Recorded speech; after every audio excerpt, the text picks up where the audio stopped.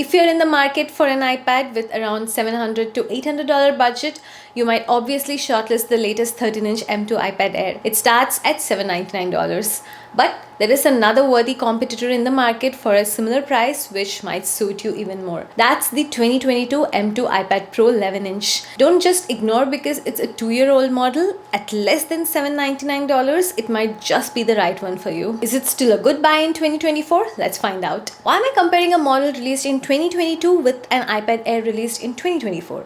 Because except for the size, the 2022 iPad Pro 11-inch might be a better overall device than the latest iPad Air, even cheaper actually.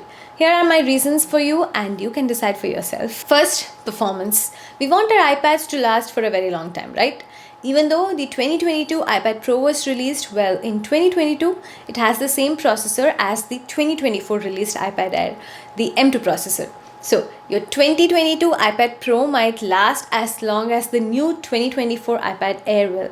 And moreover, the M2 is an amazing processor and will support software updates for a very long time as long as the new iPad Air will. Here's another interesting fact. The 2022 iPad Pro has a faster processor than the 2024 iPad Air. Believe that? That's because the iPad Pro has a 10-core GPU processor while the iPad Air only has a 9-core GPU. So the 2-year-old iPad Pro might be faster than your latest iPad Air for any graphic-intensive processing. Already convinced? There's more. The 2022 iPad Pro has a much better 120Hz ProMotion display. The newer iPad Air only has a 60Hz display. This means the display, the animation, the touches, swipes and gestures will all feel buttery smooth on the iPad Pro. When you use just the iPad Air, you might not know what you're missing out, but once you use the ProMotion, you can never go back to the low refresh rate screen. Another thing is, the iPad Air is a static 60Hz screen all the time, but the iPad Pro can vary its refresh rate to much lower frame rates. This means iPad Pro is also more battery efficient in powering the display when it doesn't need it.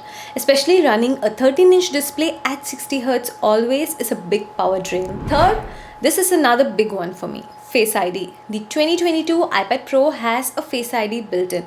The new iPad Air only has a Touch ID fingerprint scanner on its power button.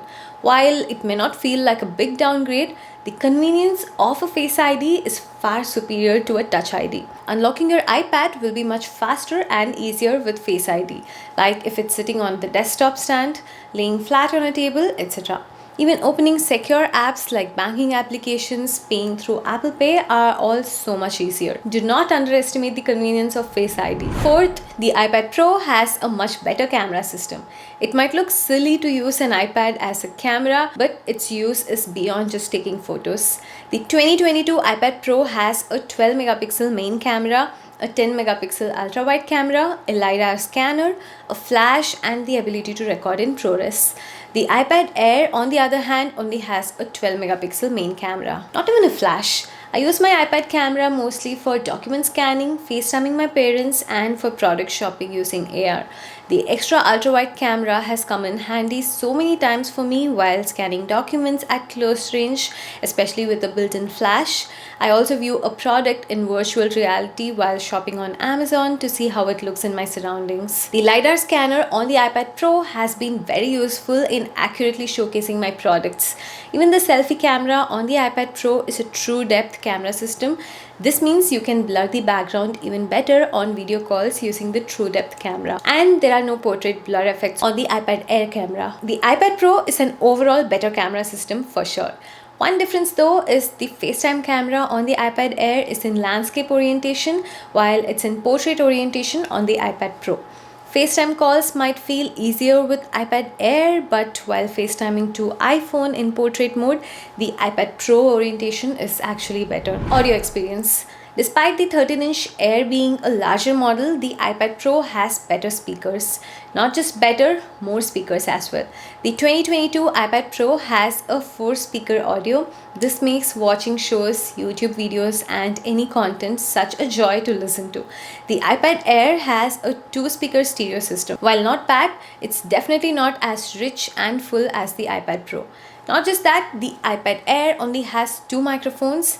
The iPad Pro has 5 studio quality microphones. The difference is immediately noticeable on the iPad Pro models during video calls. Okay, one more. If you use your iPad as a secondary computer as well, you might connect external accessories like external SSD for video editing, external display, or other peripherals. The iPad Air has a USB 2.0 connector. This is good for speeds up to 480 Mbps. That is nothing, to be honest. The USB-C connector on the iPad Pro is a Thunderbolt port. That will give you a whopping 40 Gbps bandwidth. If you want to use any decent accessory on the iPad, transfer files over USB, edit on external drives, connect to external display or docks, the iPad Pros are the way to go for sure. The iPad Air definitely needs an update. Other than these differences, almost every single spec is same between the 2024 iPad Air and the 2-year-old M2 iPad Pro. Same starting storage of 128 gigs, same Wi-Fi and Bluetooth standards, similar battery life of up to 10 hours, similar main camera, etc. Then what is the saving grace for the iPad Air? Only 2 things, to be honest. One is the larger 13-inch display. I made a whole video about this which you can go and check it out. I'll leave a link in the description below. Basically, if your main purpose is media consumption like YouTube, Netflix, drawing or painting using Apple Pencil, or even note-taking to a large extent, the 13-inch screen will come in more handy, and the 13-inch iPad Air might be a better choice for you. Second, if you want to use the newer Apple Pencil Pro, only the 2024 iPad models, including the iPad Air, supports this newer pencil. If these two are not your only main requirements, I don't see any reason why you should go for the 2024 iPad Air over the 2022 iPad Pro. The 2022 iPad Pro is faster, lighter, has a Face ID, has high refresh rate display, has better cameras, better speakers, better and faster ports, and all the same features as the newer iPad Air. In fact, if you're in luck, you can grab the M2 iPad Pro for less than $600. That's $200 cheaper than the newer iPad Air, with a lot more features for a slightly smaller screen. That's one heck of a device for this price. In fact, if the 13-inch model is absolutely necessary, even the M2 iPad Pro 12.9-inch is currently on sale.